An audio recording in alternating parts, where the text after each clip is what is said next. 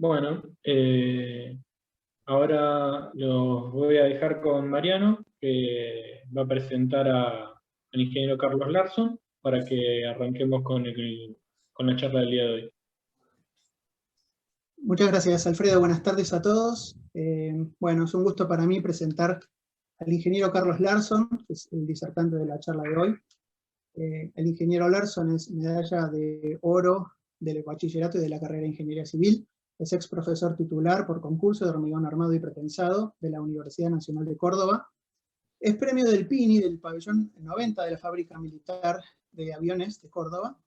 Menciona el premio del PINI por el pabellón verde del Complejo Ferial Córdoba y del periodo actual, del último periodo 2019-2020, ha obtenido el premio del PINI también por la obra que es el objeto de la charla de hoy, El Puente de Narco de José Manuel de la Sota. Es autor de numerosos trabajos de investigación, cursos, conferencias, y titular del estudio Larsson desde hace 47 años con más de 3.000 trabajos en el área de la ingeniería estructural, vial y de arquitectura. Algunos ya saben que en el marco de las últimas jornadas de ingeniería estructural que se desarrollaron en mayo pasado, se realizó una presentación de los premios del PINI y el ingeniero Larsson hizo una breve disertación sobre esta obra, pero bueno, el día de hoy tenemos el gusto de contar con él para que pueda ahondar un poco más en los detalles sobre la obra, y los invito a participar activamente de ella, a todos, haciendo las preguntas las inquietudes que surjan durante la charla del ingeniero, y las escriban en el chat que está habilitado en la reunión, y al finalizar la conferencia vamos a leerlas para que el ingeniero las conteste. Así que estén atentos, hagan muchas preguntas, que tenemos tiempo afortunadamente, y los dejo ya con el comienzo de la charla con el ingeniero Larsson. Adelante.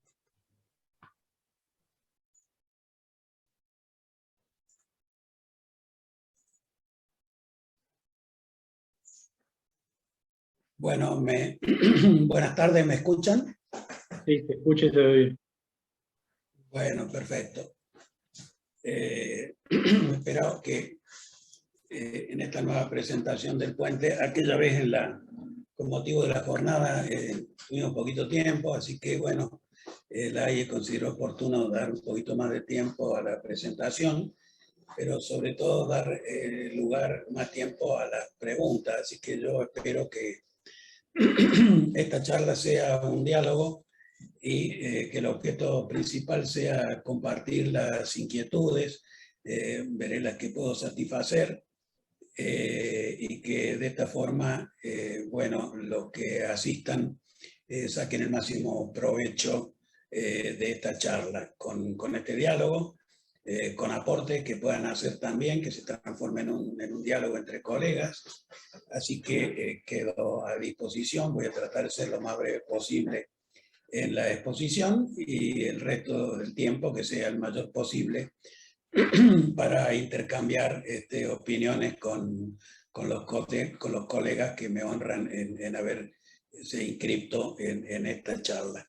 Así que muchas gracias también a la AIE por esta iniciativa. Me parece muy buena la acción que tienen en lo que respecta a la difusión de las obras, de los trabajos científicos, teóricos. Así que felicitaciones también a la AIA, y que sigan con este rumbo que está muy bueno. Bueno, entonces si entramos ya en el tema que nos ocupa, hay un poquito de ruido que se ha acoplado, pero ya va a terminar, es un portón que se está abriendo, perdón si lo escuchan. Comenzamos entonces diciendo que esta es una obra que se realizó en Córdoba, se inauguró hace 2 años.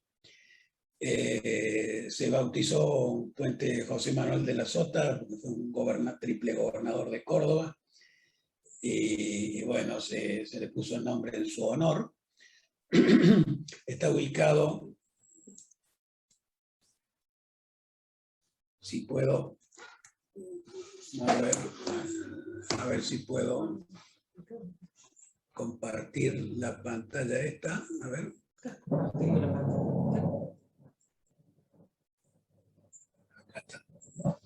Perfecto. Bueno, ya se va a acabar este ruido infernal, si lo sienten, perdón. Comienzo diciendo dónde está ubicada la obra. Aquí tienen ustedes lo que es la ciudad de Córdoba. A 30 kilómetros tenemos las sierras de Córdoba. En este lugar está el lago San Roque. Esta ruta se llama Variante Costa Azul. Va luego a todo lo largo del Valle de Punilla, que es un valle muy artístico, muy turístico de la ciudad de Córdoba. Esta está la ciudad de Carlos Paz, en este punto.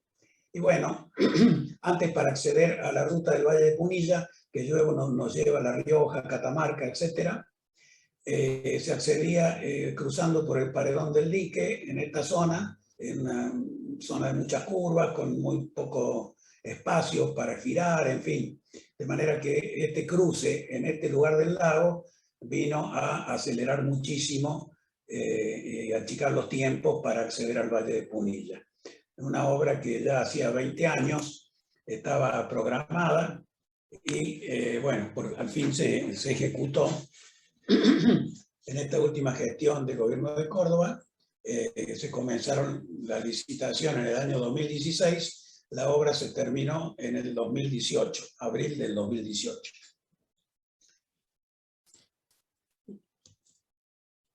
Esto que están viendo acá es un fotomontaje. Bueno, cuando veamos al final la imagen del puente terminado, van a ver que no se diferencia en nada de esta imagen. Desde el momento de la concepción, vale la pena hacer algunos comentarios de por qué terminó este diseño en este lugar particular de las sierras de Córdoba. Había otras posibilidades, por supuesto. Siempre la primera decisión cuando se hace un puente es decidir qué tipo de puente es el más adecuado al lugar, a la topografía, etc. Y entre las opciones de puente atirantado, puente voladizo sucesivo con altura variable y el puente en arco, finalmente se decidió por la solución con el puente en arco, con esta imagen que se está viendo ahora. ¿Cómo se toman estas decisiones? Bueno, primero se evalúa técnicamente a ver qué es lo que desde el punto de vista técnico, económico, constructivo y de tiempo de ejecución es lo más recomendable. En esto, bueno, tenemos injerencia a los ingenieros, por supuesto, estructuralistas, y en algún análisis más o menos rápido hay que tomar esta decisión con justificaciones. Si uno mira esta cuestión como un estructuralista, siempre los estructuralistas tenemos la encomienda o la responsabilidad o la obligación de dar con la solución técnico-económica de menor uso de materiales, hormigón y acero en este caso, y recomendar eso como la solución óptima porque se supone que directamente vinculado a la cantidad de hormigón y acero está el costo del puente, ¿no es cierto? Si uno lo mira desde ese aspecto al diseño, bueno, y acordándose de las clases de la facultad que uno recibió, yo me acuerdo haber tomado unas clases en Italia sobre qué es lo que es el mínimo estructural. El mínimo estructural es una teoría, ¿no es cierto?, que afianzada y demostrada matemáticamente, que demuestra dentro de un cierto entorno para determinadas cargas y determinadas luces y determinados puntos de apoyo ubicados espacialmente, cuál es la configuración hecha en el espacio de una estructura, cuál es el ordenamiento de esos materiales en el espacio y de acuerdo a su resistencia, cuál es la forma, digamos, de la estructura que conduce a lo que se llama el mínimo estructural. Es un concepto que a mí me marcó toda mi vida profesional, porque creo que es obligación del estructuralista hacer diseños que conduzcan al mínimo estructural, o sea, a la solución que del mínimo consumo de hormigón y de acero, suponiendo que detrás de ese mínimo consumo de hormigón y acero está también el mínimo costo de la estructura. Por supuesto, hay otras variables que cuentan, la posibilidad en base a los equipamientos con que se disponga en la zona, las capacidades de las empresas que están en la zona que pueden hacer esto, están la cuestión de los tiempos, en fin, hay una serie grande de factores que también influyen y no a veces la estructura con mínimo consumo de hormigón y acero es la más adecuada. Pero bueno, es por lo menos un camino que tenemos que recorrer, algo que hay que evaluar. Y indudablemente hay dos formas que son la estructura atirantada o la estructura en arco, las que tienen muchas virtudes desde el punto de vista estructural. La estructura es algo que conduce cargas a tierra. Hay que definir cuáles son los puntos donde va a ser apoyada. Acá no hay duda que tiene que ser en ambos costados del estrecho lago. La distancia es de 140 metros. No hay duda que los puntos de apoyo son esos, porque a mayor luz, mayor costo, de manera que hay que minimizar la luz. No había duda tampoco de la altura que tenía que ir la carretera, porque tiene que ver con los accesos, tanto del sur como del norte, las posibilidades que tiene la ruta al sur y al norte. Entonces ya eso está definiendo una diferencia de nivel de 50 metros aproximadamente entre el nivel de la carretera y los puntos de apoyo. Si uno busca la configuración estructural más adecuada para esto, y más, no sé si será en base a los conceptos que uno tiene o en base a las imágenes que uno ve en tantas obras que ve en revista o en la realidad cuando recorre carretera y el mundo, bueno, se le ocurre el arco, ¿no? Se le ocurre indudablemente el arco. Y ya sabemos que el arco es la forma más eficiente de trasladar una carga uniforme a dos puntos los extremos de este arco, ¿no? ¿Y por qué la más eficiente? Porque simplemente es una estructura que trabaja con presión. Y saben muy bien que lo que sabe hacer el hormigón justamente bien y eficientemente y económicamente es trabajar a la compresión. Entonces, es un concepto que uno siempre tiene. Cuando uno puede mandar a la carga los apoyos a través de mecanismos de compresión y tracción, lo hace con el hormigón en compresión y con el acero en tracción. Y en cambio, si uno pone una viga de 140 metros, imagínense ustedes el tamaño que hubiera tenido. Entonces uno ahí ya empieza a decir, bueno, un puente viga me va a llevar mucho consumo de material de acero porque va a tener mucho canto, mucho trabajo de flexión, mucha armadura, ¿no es cierto?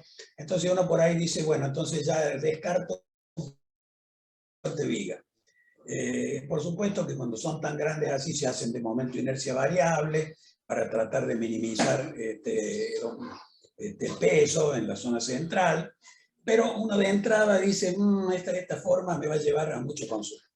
La otra variante del puente atirantado es muy racional desde el punto de vista de transmisión de carga de tierra, porque los mecanismos de triángulos, donde uno hacen desaparecer las flexiones, casi, porque todo se transforma en compresión en el tablero y tracción en el tirante y compresión en la pila.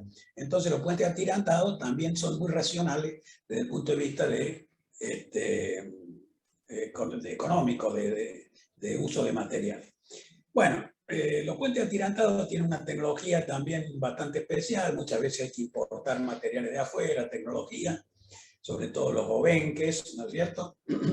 Entonces, bueno, uno también empieza a ver ciertas limitaciones, en fin, y empieza a ver qué es lo más conveniente para una localidad, bueno, como Córdoba, digamos, no estamos en el centro de Europa ni en Japón, con todos los medios con que podemos contar ahí. Entonces también eso lo inclina un poco a usar alguna variante local. Bueno, después de hacer toda esta combinación de posibilidades, de estudios, de comparativos técnicos, conceptuales, ¿en qué termina la cosa? En que uno le muestra al gobernador, el gobernador dice, quiero este puente. Y elige el puente largo, porque le gustó la forma, nada más. Y bueno, esa fue la historia de por qué terminó esto siendo un puente en arco. A veces estamos supeditados al gusto del que lo paga, ¿no? Así que bueno, quedó así definido que esto iba a ser un puente en arco, y con esta forma, con esta forma particular, que por supuesto puentes en arco hay de distintos dibujos, diseños. Hay puentes en arco donde el arco se confunde con el tablero, otros que son el tablero y el arco están separados, como este caso. Eso ya tiene que ver como uno lo diseñe de acuerdo a la forma y los medios con que piensa contar. A nosotros nos pareció oportuno separar el arco del tablero por aquello de que, bueno, pensamos que un sistema constructivo para el arco, un sistema constructivo para el tablero iban a ser distintos, y si los fusionábamos íbamos a provocar un punto muy particular de unión entre tablero y arco, que iba a tener un tratamiento que no iba a ser ni tablero ni arco. Entonces lo descartamos. Además, estéticamente nos pareció también que el aire que quedaba entre el arco y el tablero lo alivianaba y lo embellecía. Después, otra cosa que pasó a definirse es qué forma tenía el arco, porque, bueno, el arco puede ser un arco de círculo, puede ser una catenaria, puede ser una ecuación de segundo grado, una parábola. Bueno, ¿cuál de las formas elegimos? Acá hay también una elección que tiene que ver con el concepto. Y el concepto es que las cargas uniformes se trasladan mejor a tierra, haciendo trabajar exclusivamente a compresión el arco, cuando el arco tiene la forma de una catenaria, por lo menos para cargas uniformes. Ahora, la catenaria es una forma geométrica que tiene un radio variable punto a punto. Entonces esto complica un poco la ejecución, pensando en el moldaje, digamos, con que construir el arco, ¿no? Entonces ahí aparece otra decisión, que es decir, bueno, el círculo sería lo más simple, pero se aleja bastante de la catenaria. Entonces me va a provocar momentos flectores en el arco que no me gustan, o me lo van a hacer engordar, aumentar la armadura, hacer menos estético, etc. La catenaria tiene esta otra complejidad de tener radio variable en cada punto. Entonces la decisión final fue decir, bueno, vamos a adoptar el círculo como simplicidad para la fabricación, pero no solo un círculo, y adoptamos 4 círculos empalmados. Y el empalme de estos 4 círculos realmente tiene diferencias ínfimas con la catenaria. O sea que al final, de esta forma que ustedes ven, responde a 4 arcos de círculo con distintos radios cada uno, ¿no es cierto?, que están empalmados en forma tangencial a lo largo del arco. Bueno, finalmente con esto se definió el dibujo del arco, digamos. Es muy, muy parecido a una catenaria, pero son arcos de círculo. Después, otra decisión a tomar, digamos, a mí me gusta mucho hablar del diseño, ¿no es cierto? Porque entiendo que toda la obra de ingeniería debe tener una justificación desde el punto de vista del diseño, porque el diseño es lo que más afecta a la estética, lo que más afecta a los costos, lo que más afecta a la construcción, al tiempo en que se pueden hacer las cosas. De manera que los estructuralistas creo que tenemos que concentrar la mayor parte del tiempo y el estudio de todas las opciones a la etapa del diseño, para elegir el diseño más conveniente, compensando, por supuesto, balanceando todas las variables que ya hemos mencionado. Bueno, otra cosa que hay que decidir, cuando uno está frente, ya tiene definido el arco, la altura está predefinida, hay arcos que son muy rebajados, que no son tan bonitos. Por suerte, acá teníamos una relación entre la altura a que iba la carretera y los puntos de apoyo en el agua, a nivel casi del agua, que era bastante óptimo estéticamente en cuanto a la relación flecha cuerda del arco. Los arcos más rebajados nos parecen medio forzados, no son tan bonitos, y si son demasiado verticales, digamos, parecen como una ojiva, ¿no es cierto? Tampoco son tan estéticos. De manera que esto fue una casualidad, que el nivel de la carretera y los puntos de apoyo estaban configurando ya una relación flecha-cuerda, que era, salía redondita la parte estética, quedaba muy bien proporcionado el arco. De manera que no hubo mayores dudas en adoptar también el diseño en arco para este caso. Después teníamos que decidir cuántas pilas poníamos sobre el arco, porque hay que transformar esa carga uniforme en puntuales. Cuanto más puntos de apoyo, mejor trabaja el arco, porque más distribuida es la carga, por supuesto. Pero tampoco podemos poner vanos de 5 metros para tener muchos puntos de apoyo, porque encarecemos mucho las pilas. Entonces ahí también hay que hacer un balance en cuál es la distancia oportuna. Y bueno, ese balance surge también, además de por lo estético y por lo económico, por lo factible. Lo factible tiene que ver cómo se construye un tablero a 50 metros de altura sin apuntalamiento. Bueno, a cualquiera se nos ocurre decir vamos a poner vigas prefabricadas, que es lo que se usa en estas longitudes, ¿no es cierto? El tema está también en cómo poner esa viga prefabricada, porque hay que levantarla a 50 metros, ¿no es cierto? Bueno, para esto la ingeniería ha desarrollado muchos sistemas, como la viga que apoyándose en un tramo metálica, se corre, ¿no es cierto? Y se apoyan en la pila siguiente, y por dentro de la viga se transporta la prefabricada, por dentro de la viga metálica. Son estas vigas de lanzamiento, ¿no es cierto? Bueno, es una tecnología que hay que tener. Bueno, esta viga podría haber sido factible, pero se decidió otra cosa. Acá esto fue ya en etapa de ingeniería ejecutiva con la empresa constructora, que bueno, es una empresa dedicada a la prefabricación de estructuras de hormigón armado y pretensado. En Argentina es Artori Estructuras. Tiene bueno, más de 50 años, mucha tecnología, mucha experiencia, muchos ingenieros especializados en fábrica, en el transporte, en el montaje.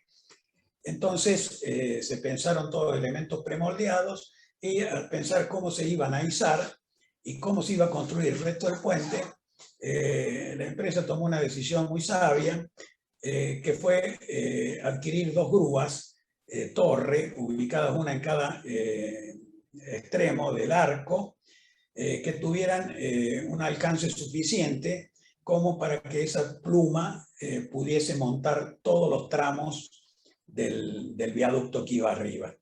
Bueno, se consiguieron unas grúas fabricadas en China, de 80 metros de brazo. La torre tiene 4x4, bueno, es un edificio realmente. Se automonta, puede llegar a cualquier altura, con tramos de 6 metros, ir creciendo hacia arriba. Y bueno, con 2 grúas de ese tipo, una ubicada en cada extremo, se tuvo el equipamiento de servicio, no solo para montar las vigas, sino para montar el arco, para abastecer la construcción de las pilas, para abastecer el hormigón en los distintos tramos. O sea, son 2 grúas de servicio que sirvieron durante 1 año y medio para absolutamente toda la obra.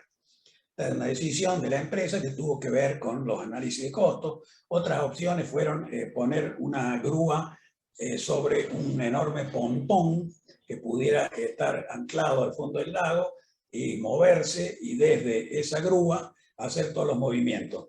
Pero bueno, había mucha incertidumbre, los costos, en fin, fue una decisión que al final se adoptó por estas grúas tipo torre, ¿no es cierto? Con estos brazos de 80 metros.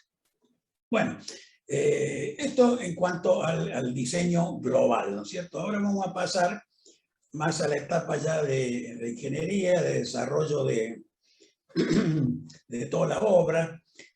Yo voy a poner énfasis No en el cálculo, porque me parece que el cálculo, bueno, hoy tenemos suficientes herramientas para hacerlo bien, estático, dinámico, ¿no es cierto?, con precisión, inclusive herramientas muy poderosas hasta que apoyan con dibujo, etcétera. No me voy a detener en esa parte que bueno, no, me parece que está en la posibilidad de todos ustedes contar con esa herramienta.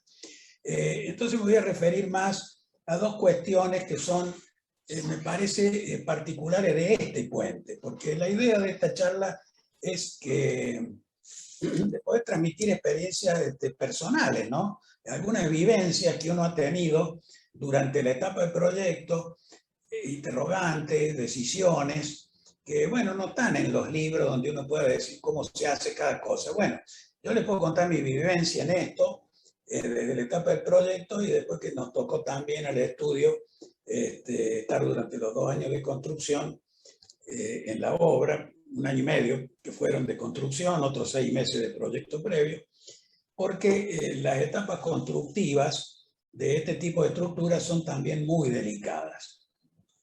Son muy delicadas porque vamos a ir viendo cómo se va construyendo. Cada día que pasa se incorporan nuevas cargas, hay nuevos elementos estructurales. Quiere decir que el modelo de un día no tiene nada que ver con el modelo de la semana siguiente. Las cargas de un día nada que ver con las cargas de la semana siguiente. Y así sucesivamente a medida que se construye, inclusive cuando se agregan los tramos. Hay cargas asimétricas. O sea que hay que verificar un sinfín de situaciones particulares durante la construcción. Bueno, eso requiere la asistencia de la oficina de cálculo permanente, ¿no es cierto? Inclusive hay cosas que se prevén en un cierto plan y después se hacen de otra forma. Entonces hay que estar permanentemente adecuando los cálculos o certificando con los cálculos que lo que se está haciendo está dentro de lo admisible. Bueno, entonces ahora sí, pasamos un poquito ya más a la parte de detalle. Acá tenemos un poco despiezado lo que es el puente, ¿no? Los elementos principales son el arco, las pilas y el viaducto que va por encima. Como les dije, bueno, el arco ya se definió, se había definido cuál era la forma, pero ya, de acuerdo a la empresa que lo construyó, que era una especialista en prefabricación,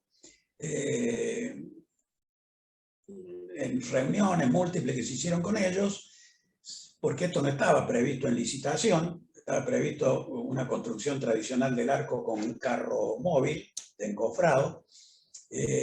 Bueno, ahí se decidió y se tuvo fe en, digamos, hacer la ejecución del arco con dovelas prefabricadas, ¿cierto? Buscamos antecedentes y la verdad, prácticamente no encontramos nada en el mundo. Solo una aplicación de este tipo en Europa del Este, sobre la que había muy poca información y algún comentario por ahí de que no le había salido muy bien. Bueno, evaluando las posibilidades, los riesgos y las alternativas, se tomó la decisión finalmente que abordábamos el arco con elementos prefabricados ensamblados. Bueno, por supuesto que requirió muchísima atención, mucha intervención de distintos sectores, ¿no es cierto?, desde la oficina de cálculo hasta de la ingeniería de la fábrica en cuanto a la experiencia en la fabricación de los moldes, en los procesos de llenado, en la calidad de los hormigones. Se decidió, para aliviar el arco, usar un hormigón H50. Y bueno, por supuesto que esto condicionó absolutamente el proyecto, ¿no? De acuerdo a la capacidad de la grúa, hubo que definir cuánto podía pesar cada dovela. La grúa podía montar a 80 metros de distancia, podía montar una pieza de 15 toneladas, entonces se limitaron el peso de de cada dovela de esta se limitó a 14 toneladas, para guardar un cierto margen. Con 14 toneladas no montábamos el arco con la sección completa que tenía que tener de acuerdo a los esfuerzos definitivos. Entonces tuvimos que fabricar lo que llamamos una dovela que era el pre-arco, o sea, un arco provisorio capaz de llegar a ser unido en su clave y sustentado por tensores y unido provisoriamente durante la construcción y que nos sirviera de encofrado perdido y colaborante del resto del arco que se hormigonó luego adentro de este arco provisorio prefabricado. De manera que el arco es de una construcción mixta. Tiene una parte prefabricada y el resto colado in situ. Tiene uniones provisorias para ir manteniéndolo y avanzando el arco hacia su clave de forma provisoria, y luego uniones con armadura que se colocaron en obra definitivas, ¿no es cierto? Bueno, todo esto requería, por supuesto, un proceso y un avance muy programado de cada una de las etapas, de los prefabricados, cuando había que ir incorporando resistencia a medida que se avanza, cuando podía ser suficiente la resistencia que tenía en ese momento solo la cáscara premoldeada. Y bueno, eso requirió, por supuesto, mucha atención, porque cada etapa, como le dije al principio, tenía su estado de carga y su resistencia distinta. Esta es la sección, después vamos a ver el detalle de los elementos del arco. Esta es la sección transversal del tablero. Como le dije, bueno, de cajón era que iban a ser vigas prefabricadas. Por la luz de 20 metros que se resolvió hacer entre los puntos de apoyo, se decidió que eran vigas de 1,20 metros de altura, prefabricadas con pretensado adherente en planta industrial, luego unas prelosas, y arriba de esto el tablero de hormigón in situ que completaba con la prelosa, que era colaborante, resistente también, los 18 centímetros del paquete estructural superior. Y arriba de esto la carpeta asfáltica, ¿no? En este ancho están previstos 3 carriles de circulación de ida, 3 carriles de vuelta y 2 veredas peatonales. Y ahí salió el ancho total de 25 metros con 82, que fue el requerimiento para esta autovía, la autovía de Punilla, o de la variante Costa Sur. Bueno, sobre la fundación no me voy a extender mucho porque, bueno, es nada más que una gran zapata con una viga de equilibrio grande entre los 2 puntos de aplicación de carga, que están asentados directamente sobre la roca. Teníamos roca superficial, si bien está un poco disgregada, bueno, la resistencia era suficiente para que con una zapata de 7 metros por 20 se pudiese canalizar la carga completa del puente y sobrecarga a tierra.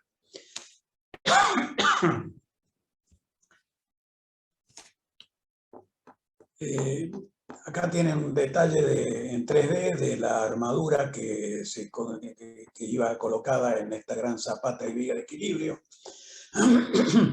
Hubo una necesidad que, bueno, nosotros como estudio tenemos ya incorporado, que es el trabajo con tecnología BIM para la colocación de armaduras. Poder colocar una barra en un modelo 3D le da a uno mucha seguridad en cuanto a las interferencias. Y acá realmente teníamos muchísima interferencia en los 3 sentidos. Los espacios eran muy reducidos. Las tolerancias de colocación de las barras tenían que ser muy pequeñas, de manera que un detallamiento sumamente preciso hecho en BIM con un modelo Revit en 3D fue indispensable para evitar errores que nos condujeran a alteraciones geométricas totalmente indeseables y a veces con soluciones complejas para corregir. De manera que se usó el modelo, se hicieron modelos Revit para todo lo que fue colocación de armadura, corte y doblado. Acá ven ustedes la armadura de espera vertical.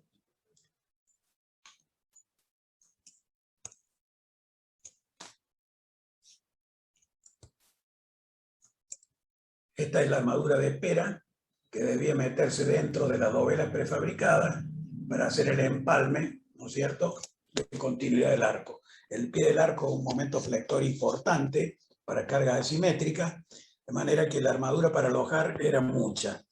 Se decidió poner una armadura no convencional. Se decidió poner barras de alta resistencia de acero 4140 con empalme con roscas laminadas, como el viejo sistema Dividac de pretensado. Estas barras tienen o longitud mucho más grande de empalme, por supuesto, o anclajes con placas en los extremos para minimizar esa longitud de anclaje. Y tienen la virtud de resistir mucho más, ¿no es cierto?, tanto en compresión como en tracción por el alto límite de fluencia que tienen. Por supuesto, hay que hacer un control de fisuración, pero como en este caso la solicitación principal era de compresión, no se esperan fisuras por flexo-compresión en el empotramiento. De manera que la solución fue usar barras de acero 4140 con resistencia de 690 megapascales de la fluencia. Bueno, y esto, acá sí podemos poner un poquito de énfasis en cuál fue la solución, que fue muy trabajada, de cuál era la pieza que, sin pesar más de 14 toneladas para que fuera montada por la grúa, pudiera llegar a materializar el arco en forma provisoria. O sea, poder llegar a la clave del arco, hacer la unión, el arco completo, pero con una estructura que no es el arco definitivo, sino un arco previo prefabricado. Bueno, la sección que se eligió es esta. Todo este ranuramiento que se ve acá y estas nervaduras tienen que ver con la posibilidad de pasar esfuerzos rasantes con los ulteriores colados de hormigón que se hacían en esta zona. Por supuesto, en estos canales iba armadura convencional, ¿no es cierto?, dentro de estos colados de hormigón. Con este colado de hormigón inferior completamos la sección inferior del arco y con este colado de hormigón superior llegamos a concretar, con todo este hormigón que iba acá in situ, completábamos la sección superior de hormigón. Estos agujeros que ustedes ven acá era para pasar cables de pretensado provisorio que quedaron definitivos también, tanto en esta zona acá, acá, acá y acá, para ir materializando costuras entre las diferentes dovelas para irle dando la resistencia requerida a medida que el arco se desarrollaba en longitud arrimándose a la clave.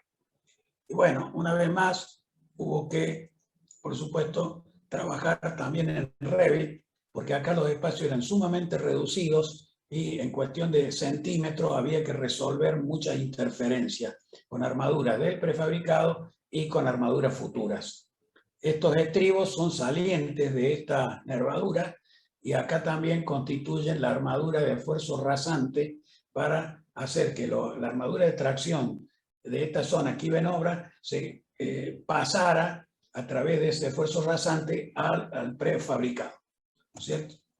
De esta manera la sección era totalmente monolítica, colaborante y no se disgregaba ante los esfuerzos de lo que era el prefabricado, de lo que era el hormigón a posteriori.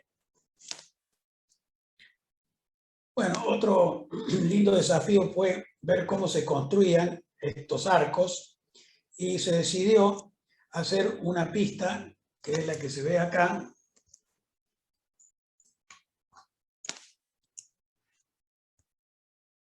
Hacer una pista, pero caramba.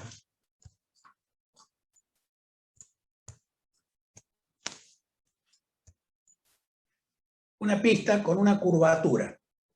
Este es el fondo del arco, ¿cierto? Esta curvatura es la que permitía fabricar una cierta cantidad de piezas. Después se cambiaba esta curvatura y se fabricaba las otras que seguían.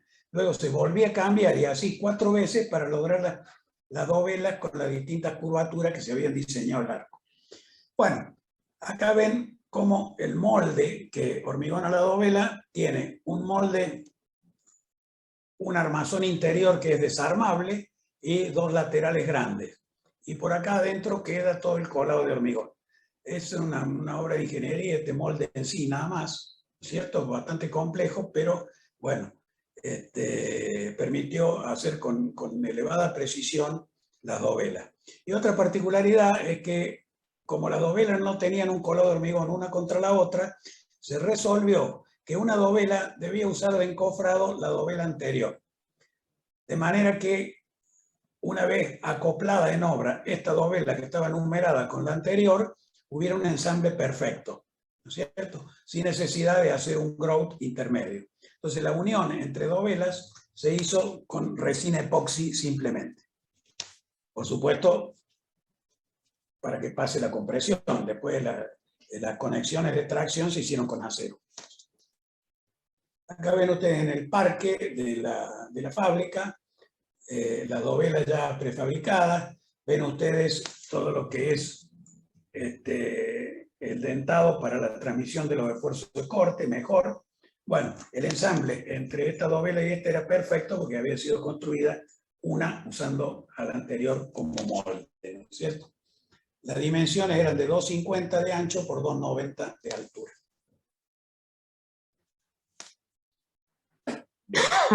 Acá vemos un estado ya del avance de la construcción, con las grúas torres que les había mencionado, con las plumas de 80 metros de largo.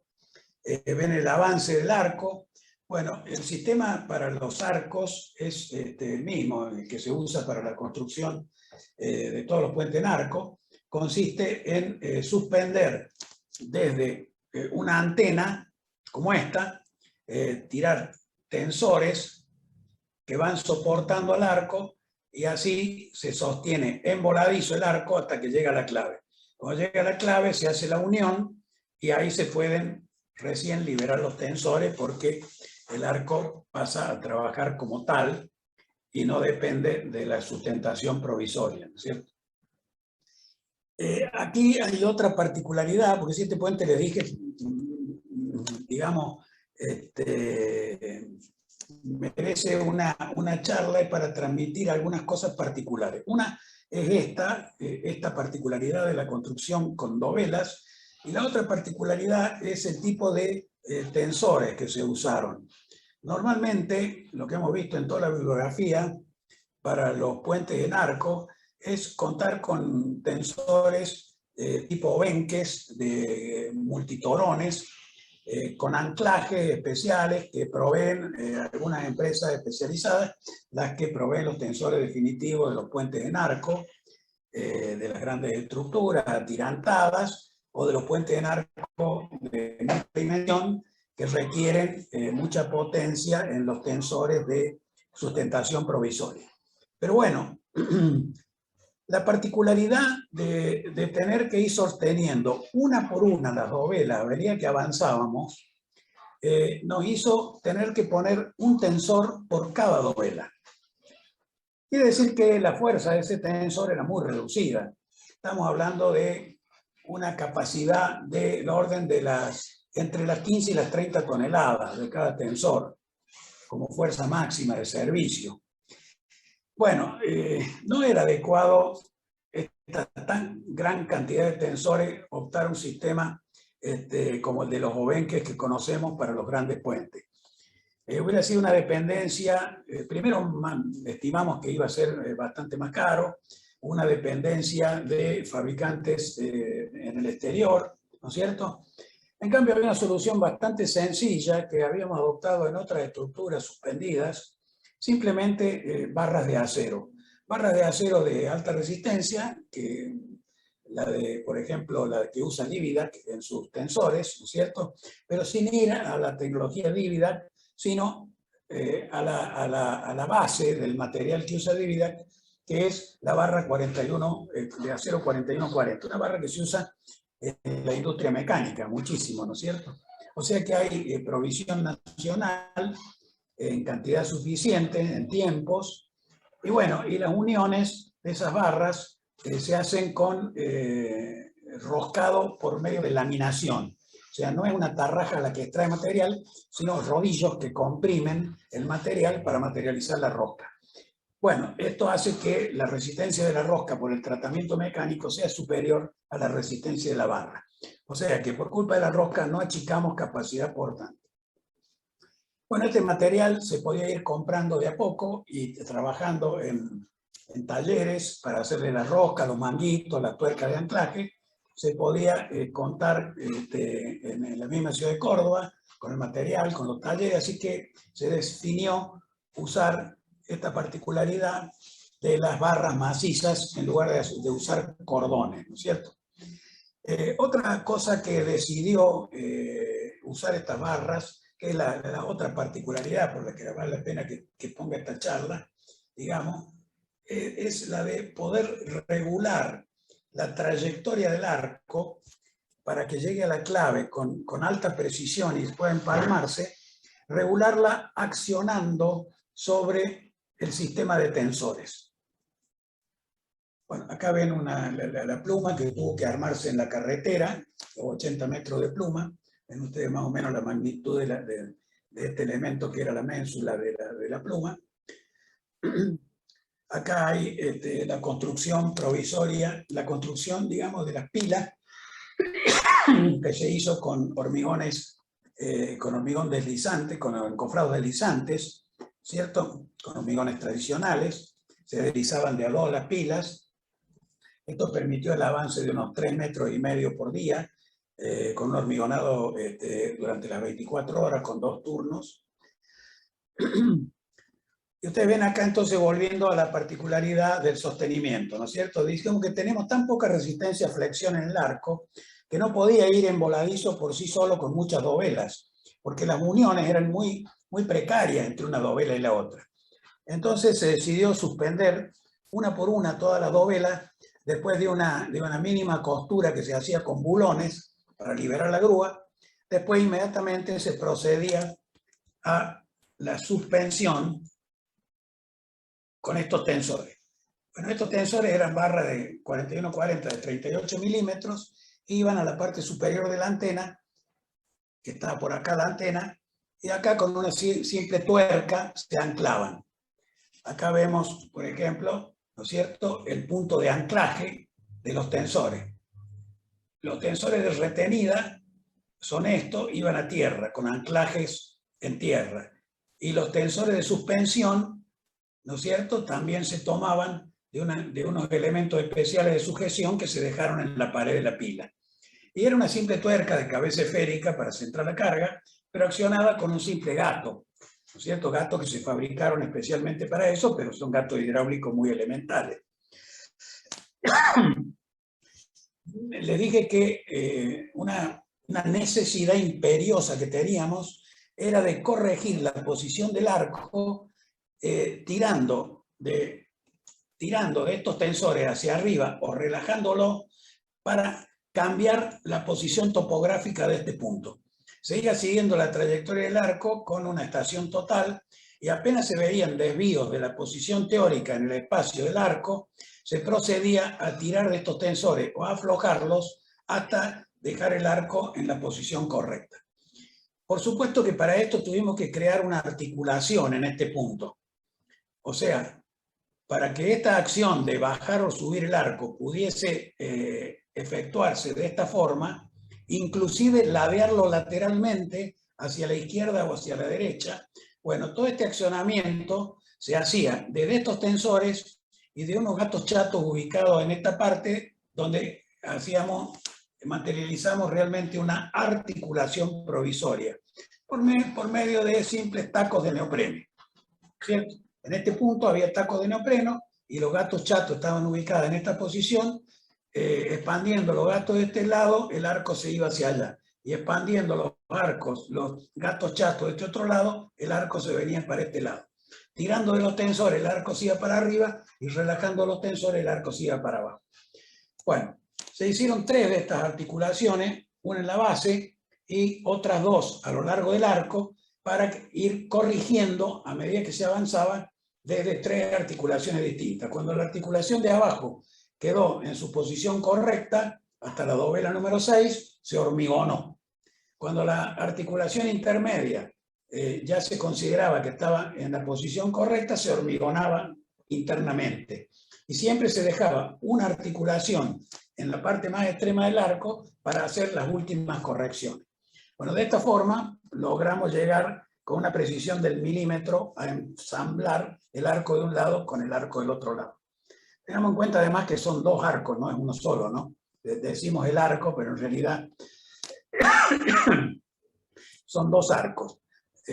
Un total de 126 dovelas constituyó los dos arcos y se logró la ejecución de los arcos en un tiempo muy récord de 6 meses, 180 días.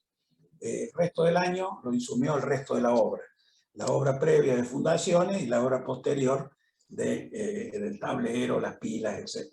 De manera que, bueno, esta también es una consecuencia de haber adoptado un sistema de prefabricado, porque lógicamente mientras se hacían las fundaciones, se estaba preparando en la fábrica todos los elementos premoldeados, tanto del arco como del tablero.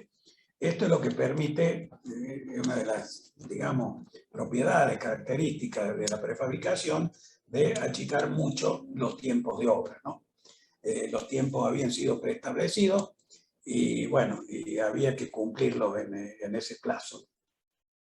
Después, al final, se logró inclusive una reducción del tiempo que pidió el comitente, porque, bueno, le interesaba una fecha para la inauguración que estaba un poco antes de lo previsto en los pliegos, y bueno, esforzándose y con trabajos nocturnos, etcétera, se pudo reducir el tiempo previsto en 4 meses.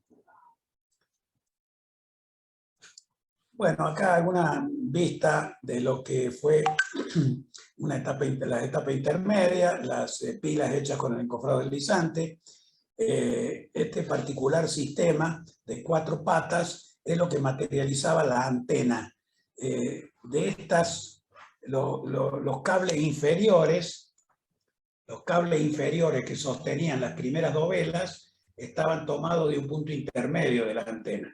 Los cables que sostenían la zona intermedia de la dovela, de este punto superior de la pila, y arriba de esto hubo que montar una antena provisoria con una torre acá para trabajar, para tirar los cables que iban a la zona más alejada del arco, cercana a la clave.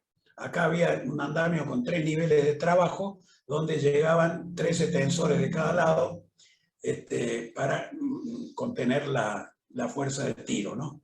Y bueno, para que esta antena no se volcase hacia el lago, acá estaba tomado por un tensor. Este tensor tenía armaduras internas suficientes para llevar a la tracción a esta pata. En fin, este gran caballete era el que permitía sostener el arco provisoriamente. Y a su vez este caballete estaba anclado a tierra con estos tensores, que también eran barras de 57 milímetros de diámetro, que iban a anclajes acá, que a su vez seguían con anclajes a tierra que anclaban los macizos de sustentación 20 o 30 metros adentro de la roca. Así que bueno, eso fue lo que podemos denominar la estructura provisoria, ¿no? Acá ven también un puntal provisorio. Esta antena es provisoria. Este puntal metálico es provisorio. O sea, la obra en el avance requirió muchas instalaciones y verificaciones, entre comillas, provisorias, que después fueron desmontadas, ¿no? Normalmente estas antenas, claro, son puentes mucho más grandes que este, ¿no? Hay puentes en arco de hormigón hasta de 400 metros. En este caso, imagínense la magnitud de esta antena. Como acá estábamos en el orden de los 17 metros, pudimos prefabricar en hormigón esta antena. Y con la grúa, que tenía una capacidad de 65 toneladas en este punto, estaba muy próximo a la grúa, hicimos esta antena en 2 pedazos, uno de 60 toneladas y otro de 20 y pico toneladas más, con lo cual pudimos conformar una antena prefabricada, también de hormigón, que bueno, a la empresa les resultó más económica que hacer una estructura de acero provisoria y descartable. Acá rápidamente les muestro cómo es otra de las articulaciones que se previeron.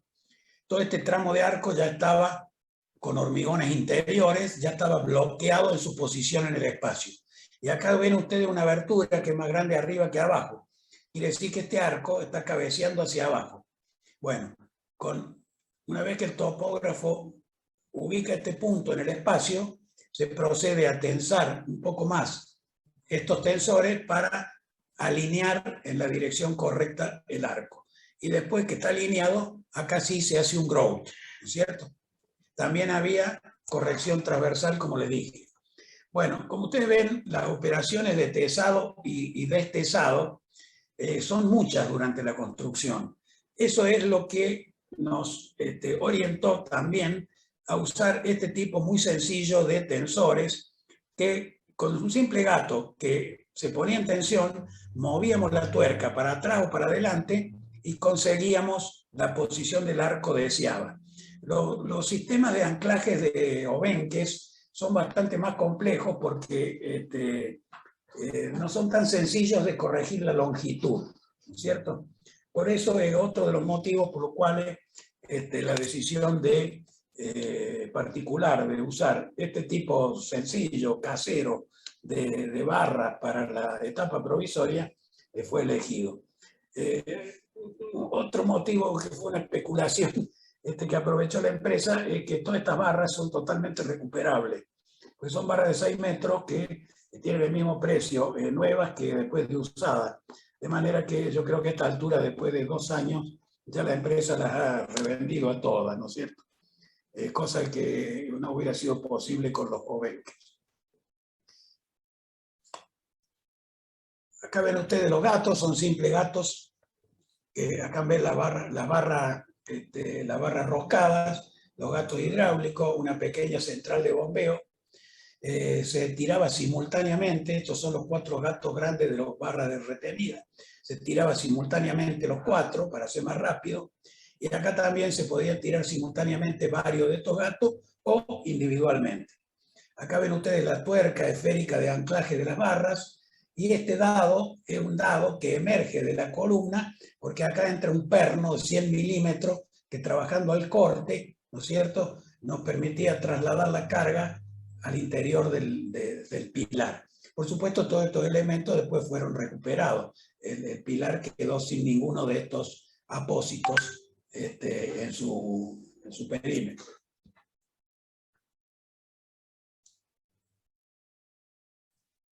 Una particularidad, pero bueno, es propia de cuando uno adopta un sistema prefabricado, es cómo hacer para no encofrar estas vigas traviesas que tenían 25 metros de longitud. Bueno, se prefabricaron 2 especies de bañaderas de 12 metros 50, se pusieron una a la otra arriba de la pila. Acá se hizo una unión soldada y arriba de esto se hizo con hormigón in situ la viga transversal. Pero bueno, ya teníamos un encofrado montado, no había que poner andamio y por supuesto que también tenía su armadura. En esta forma se resolvieron las vigas traviesas. Acá ven ustedes en tierra la especie esa, una mitad de viga de 12,50 y acá adentro se colaba la viga transversal.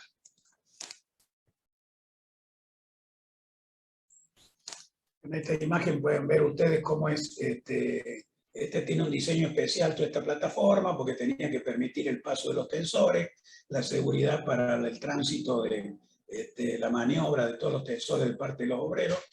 Y bueno, esta es la antena en el momento en que está siendo izada con su andamio. Acá ven ustedes, esta es la parte inferior de la antena de 60 toneladas, de 10 metros, que tiene una sección de 1,50 por 2, ¿no es cierto? Otro desafío que hubo que inventar algo es cómo levantar una barra de 57 milímetros de diámetro y 70 metros de largo en una posición recta, porque para enfilarla arriba y enfilarla abajo tenía que estar recta la barra.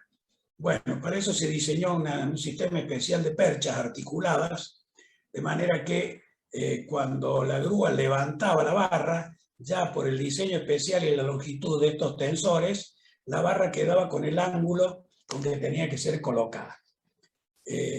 Una percha muy sencilla, fabricada con resto de hierro de construcción, 12 metros de largo cada percha. Acá tenemos 1, 2, 3, 4, 5, 6 tramos, 6 por 12, 72 metros de largo.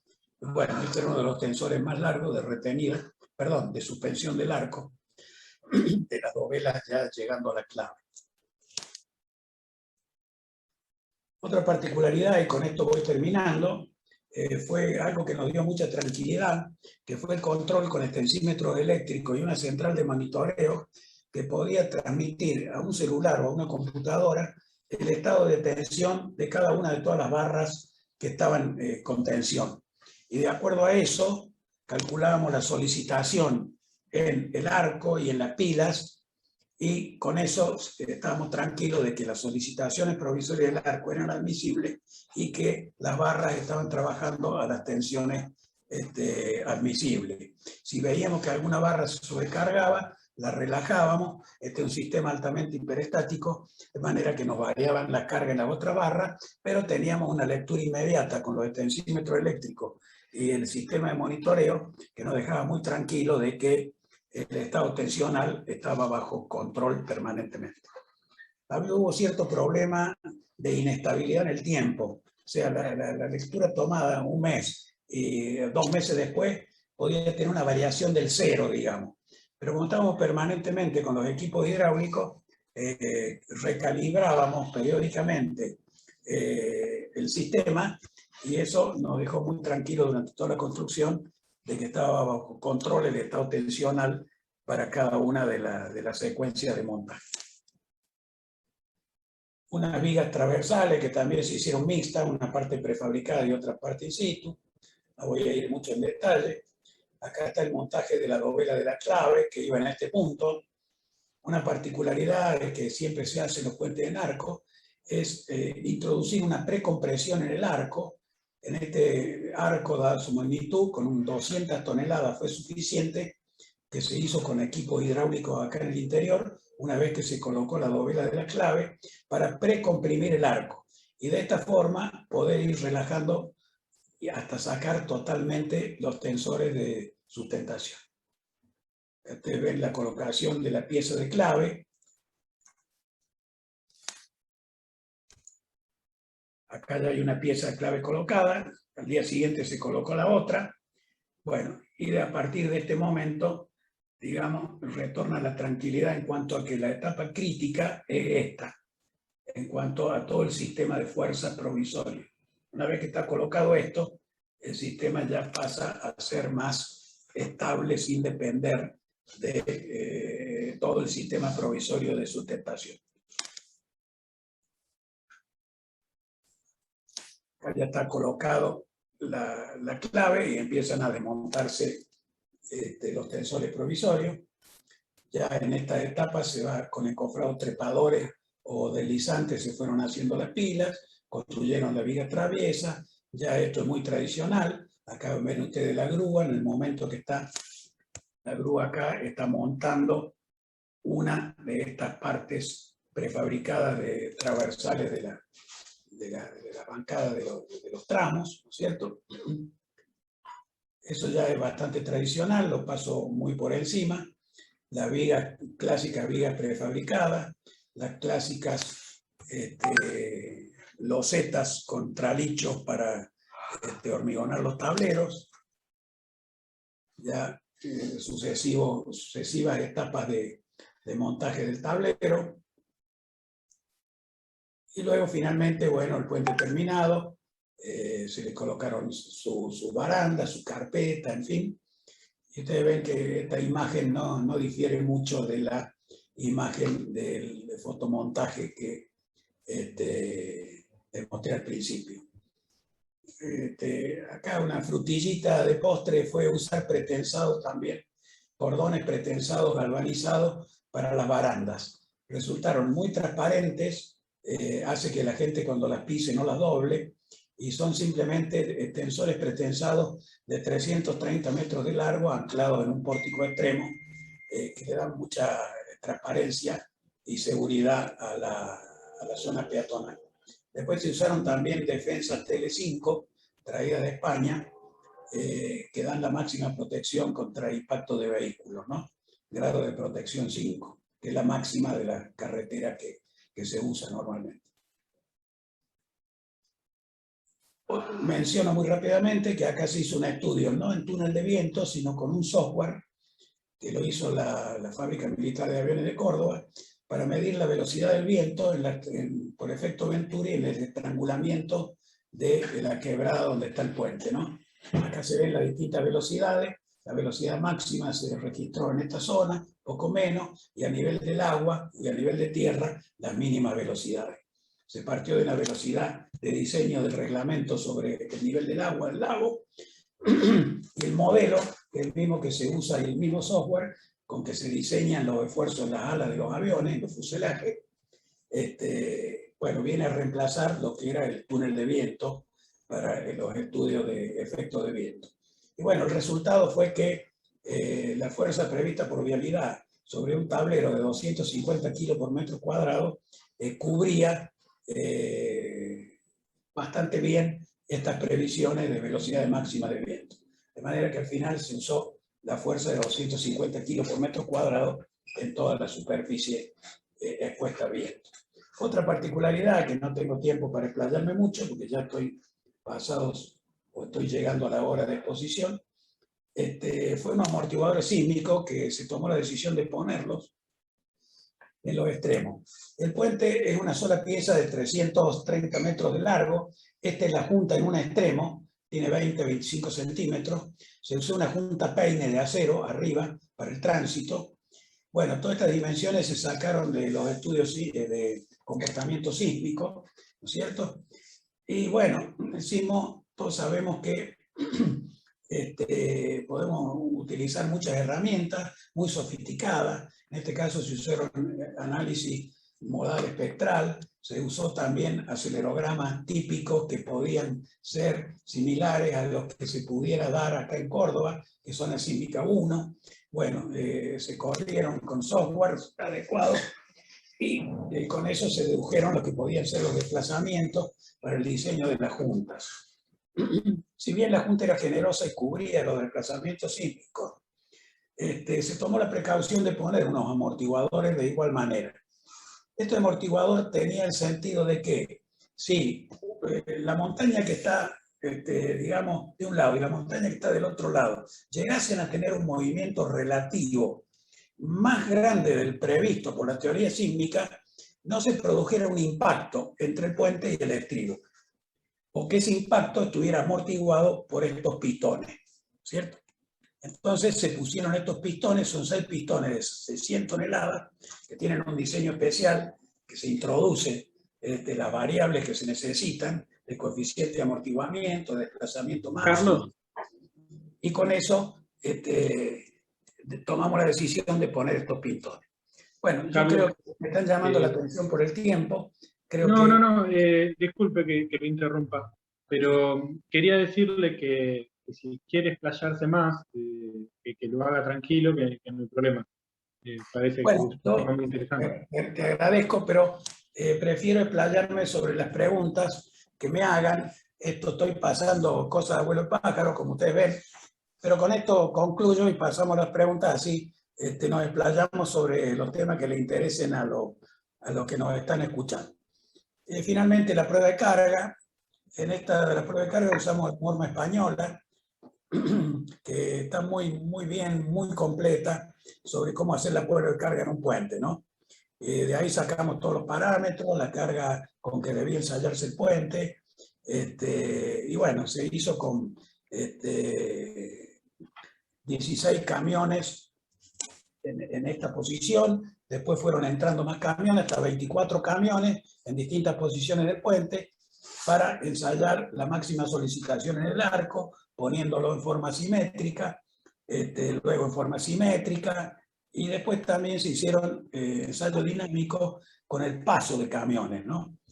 Bueno, estos puentes en arco realmente no tienen ningún tipo de problema dinámico por la altísima rigidez que tienen, ¿no es cierto?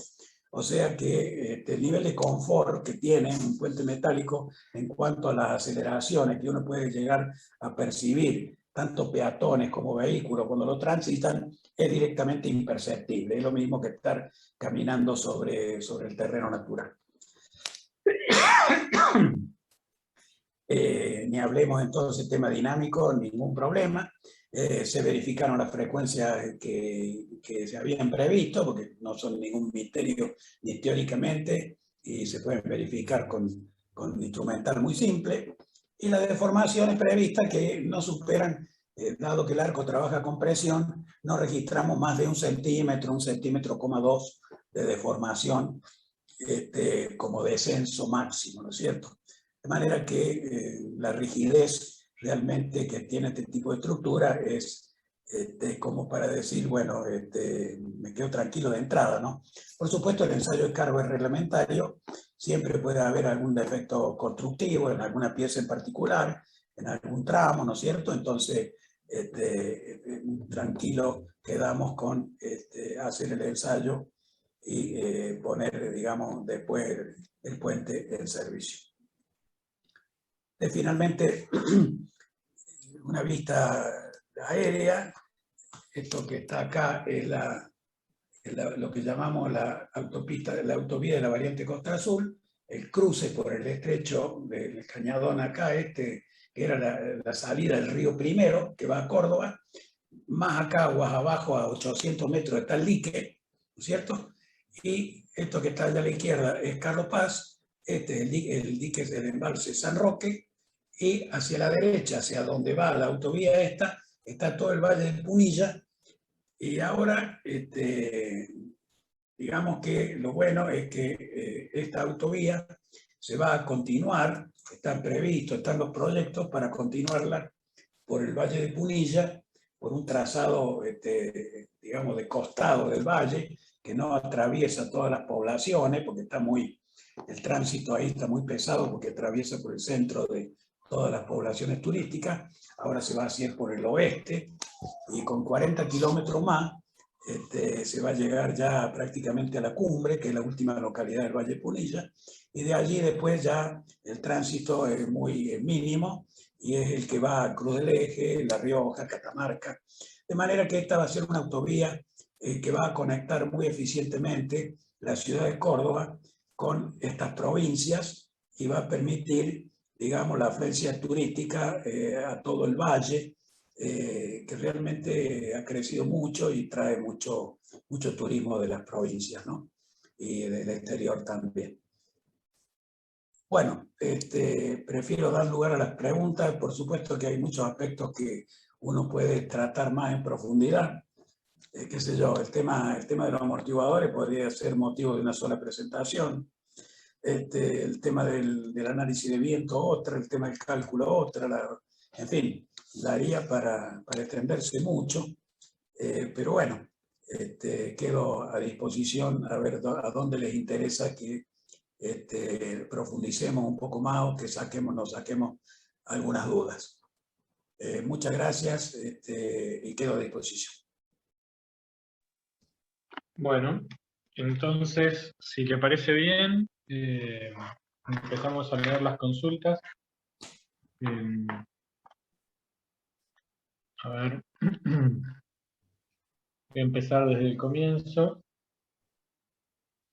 La primera consulta que tenemos es si la compresión previa se saca recién cuando se colocan las dos claves.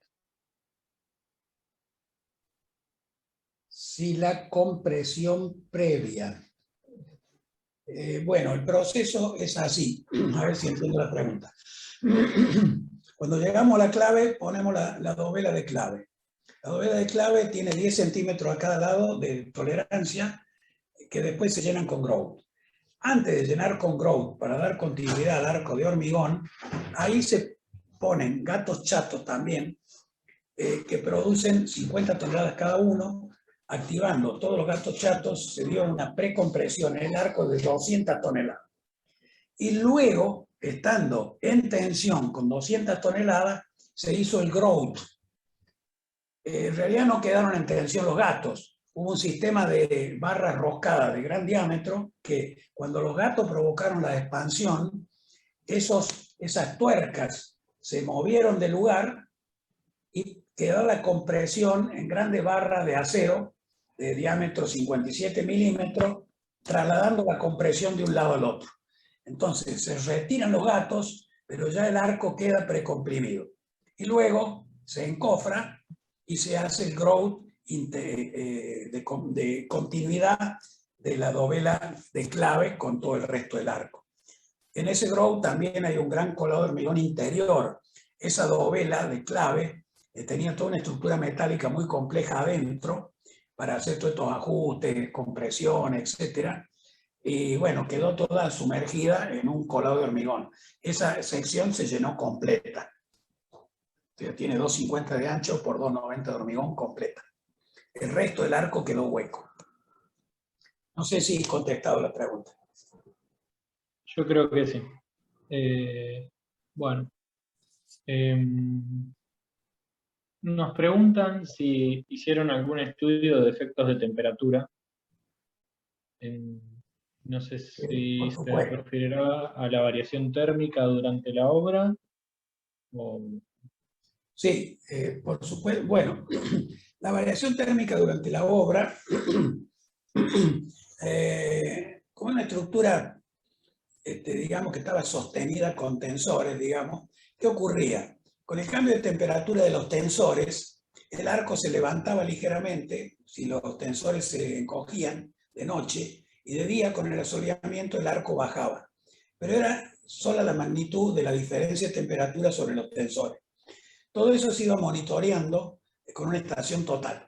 De manera que íbamos teniendo durante la construcción el estado, digamos, en el aire del arco y veíamos si esa sub y baja de día y de noche, digamos, o a lo largo de un mes afectaba en algo las solicitaciones.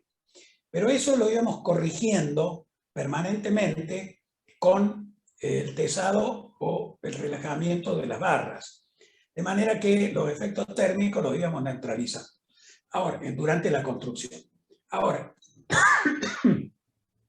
en la posición definitiva, decidimos hacer un puente de 330 metros de largo sin ninguna junta, ¿no es cierto? Entonces, por supuesto que una de las condiciones de carga era la carga térmica. Le pusimos más o menos 30 grados, ¿no es cierto? Y vimos qué efecto tenía sobre todos los elementos. Lo que tuvimos que hacer, viendo el efecto térmico sumado al efecto de contracción de Fraude, es que las pilas de tremas, en vez de tener 2 metros de canto, tuvieron que tener 1 metro para que fueran más flexibles y poder acompañar el movimiento de contracción y dilatación del tablero, ¿cierto? Inclusive las pilas más cortas también, las que están cerca de la clave del arco, como son más cortas, son más rígidas. Entonces también se introducían momentos flectores importantes por efecto de las cargas asimétricas, por efecto de las combinaciones de carga. Entonces también tuvimos que reducirla a 1 metro, en vez de la tradicional pila que tiene 2 metros. O sea que había pilas de 1,50 m, pilas de 1 metro, la más corta, o la de los extremos del viaducto. Había pilas intermedias de 1,50 y pilas de 2 metros, la más alta. Con eso quedó controlado todo el sistema digamos, el sistema tensional provocado por los momentos flectores por efecto de dilataciones térmicas, contracciones de Fraude, etc. Por supuesto, en estructuras de esta longitud, es una de las condiciones de carga que hay que verificar. Ahora, dejamos un control muy sencillo, que es una aguja pegada con poxipol en el extremo, en la junta, ¿no? Y curiosamente, después de 2 años de terminado el puente, fui hace, no sé, 15 días, digamos, cada vez que paso por ahí, como paseando, me paro a mirar esa aguja. Y esa aguja se ha movido solamente 5 milímetros. O sea que se ha movido 5 milímetros de cada lado en invierno, porque eran temperaturas muy bajas. Quiere decir que el puente se ha contraído entre retracción, influencia lenta, y y contracción térmica, porque estaba muy frío ese día, medio centímetro de cada lado, o sea, en total, en 330 metros, 1 centímetro apenas. Me llamó la atención porque las previsiones teóricas eran superiores, ¿no? Pero bueno, no sé, el manejo de la contracción de fragüe es complejo, y no sé las fórmulas teóricas si realmente funcionan bien.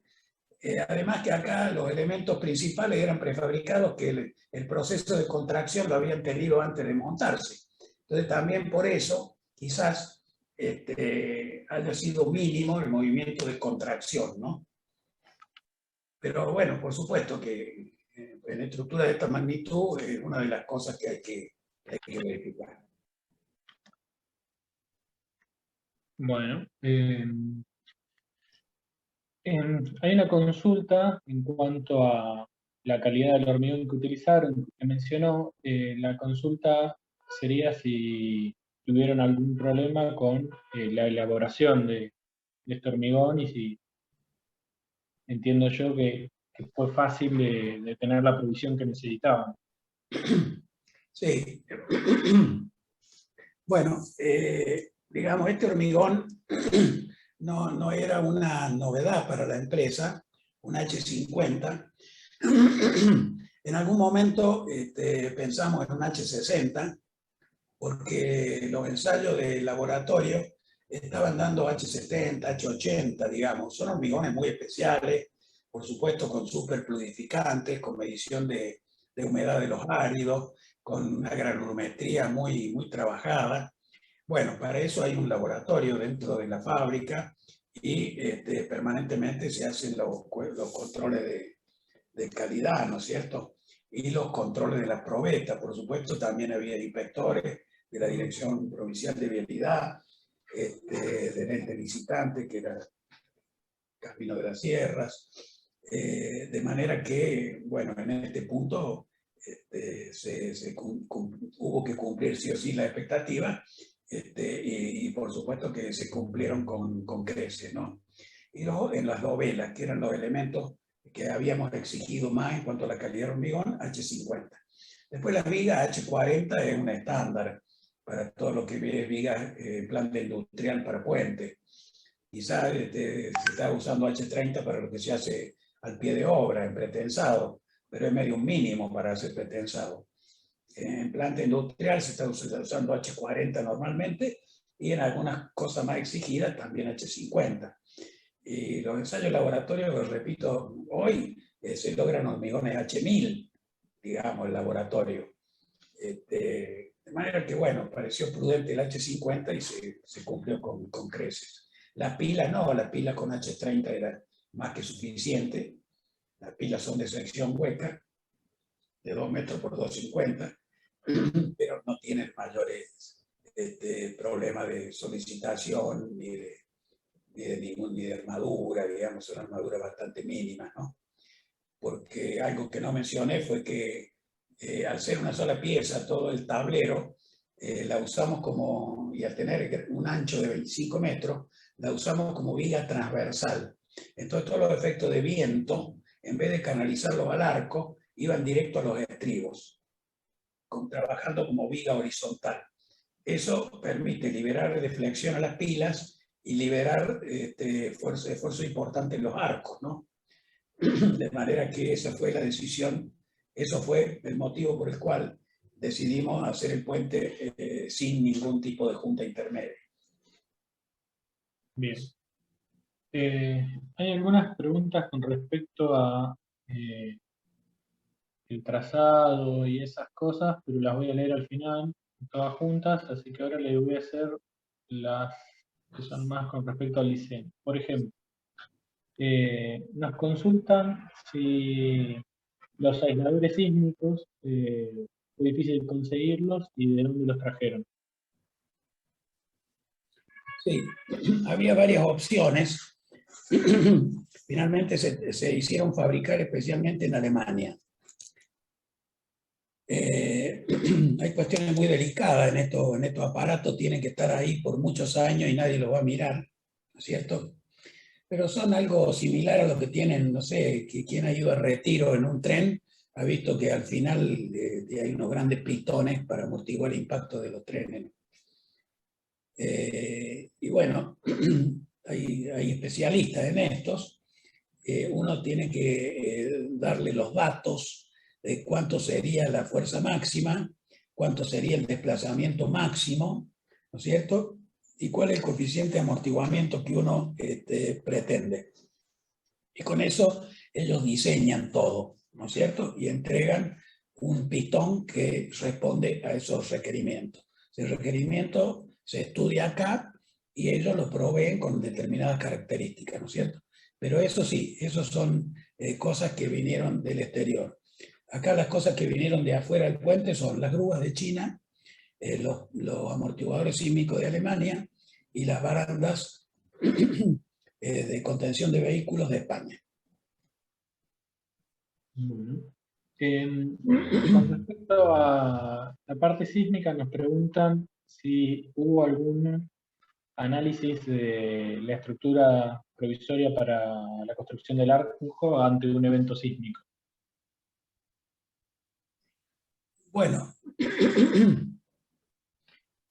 no hubo prevista ninguna acción sísmica durante la construcción del arco.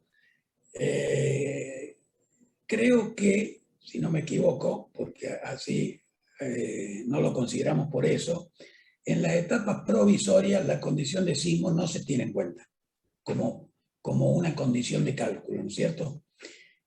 Por supuesto que es un riesgo, uno pensando legalmente ya ahora, ¿no es cierto? Es un riesgo que tiene que asumir el contratista, supongo. Ya entramos en un tema legal que no soy muy experto, pero supongo que son riesgos que toma la constructora, ¿no es cierto? La probabilidad de ocurrencia de un evento de la magnitud que prevé la norma, ¿no es cierto?, no está especificada como condición de diseño de la etapa provisoria. De todas maneras, también nos quedamos muy tranquilos porque en un análisis muy simple, acá la solicitación más importante lateral era la de viento.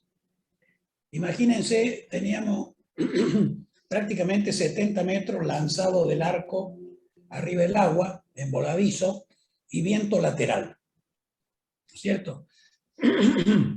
Esa solicitación de viento, en los números que podíamos hacer así simple en zona 1 de sismo, era superior, ese momento flector lateral del arco era superior a la solicitación sísmica, porque el frente de viento era grande y el peso del arco relativamente chico en relación. De manera que no hicimos análisis sísmico, salvo estos números provisorios, números así comparativos con viento, en la etapa constructiva.